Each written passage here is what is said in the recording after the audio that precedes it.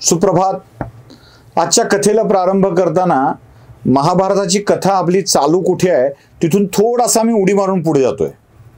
म्हणजे पुन्हा वापस येणार होतो आपण त्या आपल्या मूळ कथेवरती, कारण हे व्रत सोडायचं नाही सोडायचं आहे. उडी मारून यासाठी जातोय की हे सोडायचं विचार आला होता, ठरलंय होतं सोडायचं, पण मालकी माझी नसल्यामुळं मालकांना विचारण्यासाठी म्हणून कथा पुढे घेऊन जातो आणि मग पुन्हा आणतो मूळ पदावर आपल्या परवानगीनं. या सगळ्या वनवासानंतर, अज्ञातवासानंतर कृष्णशिष्टाई विष्टाई बरंच काही घडतं आणि त्या घडल्यानंतर सैन्य अशी समोरासमोर उभी राहतात, एकमेकांच्या समोर उभी राहतात आणि पांडवांना काही प्रश्न पडलेले असतात की अर्जुनाला खास करून कसं लढायचं बुवा या सगळ्यांच्या विरोधामध्ये. आपलीच तर माणसं होती समोर, त्यांच्या विरोधात कसं लढायचं. आजोबा, पंजोबा, गुरु, कुलगुरू, भाऊ, चुलत भाऊ, ते नकुल सहदेवांच्या समोर तर अजून मोठा प्रश्न होता की कसं लढायचं. आपलाच मामा मद्र नरेश, शल्य तिकडच्या बाजूने आहेत आणि लढायचं कसं यापेक्षा तिकडं का गेले हा प्रश्न होता. खंत होती खूप, आपली माणसं तिकडं का गेली, का बरं तिकडं गेली असेल, असं का झालं असेल. अहो सख्खा भाऊ दुसरीकडे होता, सख्खा भाऊ कर्ण तिकडेच होता की. आणि याच विवंचनेमध्ये आपल्या माणसांचं रक्त सांडून हे सगळं मिळवायचंय का असा प्रश्न अर्जुनाला पडलेला होता. आज सकाळी सकाळी महाभारताची कथा सांगायची म्हटल्यावर माझ्यासमोरही असाच प्रश्न पडला होता. कारण रोज रोज रोज analyser, news analyser, Hindi, Lokniti या सगळ्यावरती असेच काही आरोपाचे बॉम्ब पडत असतात. तुम्ही यांच्या विरोधात आहात का, तुम्ही त्यांच्या विरोधात आहात का. तर भगवान श्रीकृष्णाने सांगून ठेवलं होतं की तुम्ही कोणाच्या विरोधात नसता, कोणाच्या विरोधात नसता.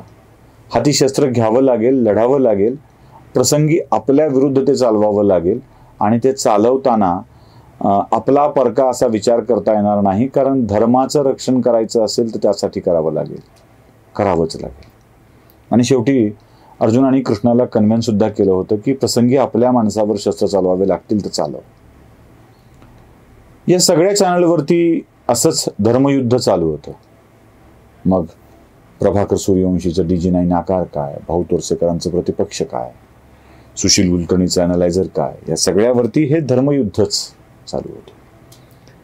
आणि रोजच्या प्रश्नाला, म्हणजे ज्या हिंदू धर्मासाठी आपण काम करतो आहोत त्या हिंदू धर्माच्या संवर्धनासाठी, संरक्षणासाठी किंवा तो दिवा पेटता राहावा यासाठी आपली ओंजळ धरली म्हणून प्रसंगी आपल्या माणसांनी निर्माण केलेल्या वादळापासून त्या दिव्याचं रक्षण करावं यासाठी आपली ओंजळ धरून ठेवायची असते.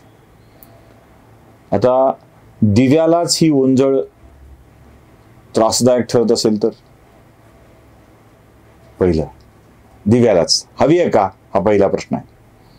कारण अनेक मुद्दे मांडून झाले आणि त्यावर दिव्यालाच काही, दिव्याला म्हणतोय, ज्योतीला नाही, रक्षण ज्योतीचं असतं. ज्योत दिव्यात ठेवलेली असते, त्या पणतीमध्ये, दिव्यामध्ये याच्यामध्ये ठेवलेली असते. त्याला आवश्यकता वाटत नसेल तर थांबावं का असं वाटतं. मुळात जी भूमिका घेतली आहे ती हिंदुत्वाची आहे, धर्माची आहे. आणि हिंदुत्व हे कोण्या धर्मसमूहाचं, जाती समूहाचं नाव नाही आहे, हे भारताचं नाव आहे.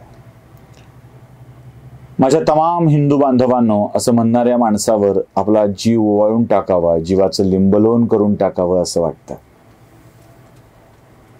ज्या प्रभू रामचंद्रांच्या रक्षणासाठी जो माणूस समोर येतो त्यासाठी त्याच्या रस्त्यात, त्याच्या पावलांना खडे टोचू नयेत म्हणून आपला देहच त्याच्या पावलांच्या खाली पायघड्या म्हणून टाकाव्या असं कधी कधी वाटू लागतं. कारण ज्या धर्मानं जगायला शिकवलं त्या धर्मासाठी आपण काम केलं पाहिजे. कृष्णानं सांगून ठेवलं ना महाभारताच्या कथेमध्ये, धर्मासाठी प्रसंगी आपल्यावर वार करा. म्हणून धर्म न मानणाऱ्या आपल्या लोकांच्या वरती वार करत गेलो, बोलत गेलो, त्यांना उघड करत गेलो.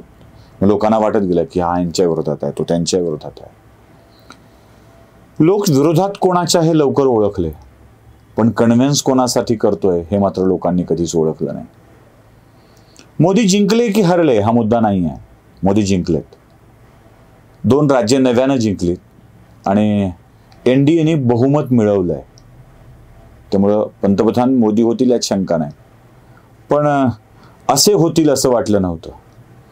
प्रभू रामचंद्राचा विवाह विश्वामित्रांनी ठरवल्यानंतर तो कसा थाटात झाला होता हे सगळ्या जगाला ठाऊक.